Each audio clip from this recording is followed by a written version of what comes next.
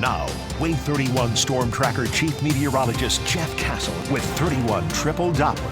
We'll be keeping an eye on the skies for the storms tomorrow. And is it going to be kind of an all-day thing to check in and out? It's going to be kind of off and on. So there will be some storms in the morning. There will be a bit more in the afternoon, some into the evening as well. That's going to kind of play into what may be a limiting factor. You know, I talk about severe weather and it's like baking a cake. Right. And you have certain ingredients, and when you get them in the right amount, you get severe weather.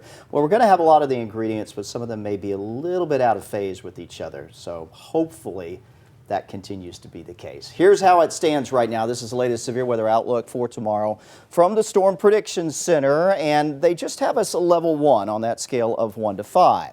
Now, we will get a new update from them overnight tonight. Grace, of course, will have new information for you tomorrow morning in case they decide to upgrade any of our area to a higher threat level. But again, for now, level 1 on that scale of 1 to 5. And it is because some of those ingredients, as I mentioned, a little bit out of phase. Now, with that said, yeah, the storms are still going to pack punch. They're going to have heavy rainfall. They're going to have frequent lightning. You can pretty well count on that. What we'll be watching for severe weather-wise will be for some strong wind gusts, 50, 60 miles per hour. Could bring down some trees, could knock out some power, at least a low to medium risk for that. And likely the most likely severe weather potential that we would have out of the storms. Large hail, we'll say possible, but more than likely smaller hail will be a concern. And the tornado potential, it's not zero. We hardly ever say that's the case. I will say it may be the least of our concerns, but again, if certain things come together, that could be a more significant threat. So I do want you to stay weather aware. Check back with us.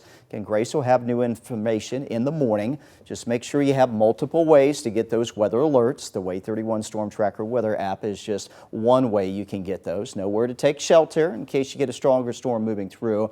Make sure your cell phone's charged on up, and again, check back with us for updates. We'll have new information tonight to pass along to you in the morning. Right now, though, you can go to bed resting easy. We're not expecting any active weather tonight. In fact, it's pretty clear right now on 31 Triple Doppler. Not out of the question. We'll see a shower or maybe a rumble of thunder tonight, but we're not expecting anything severe.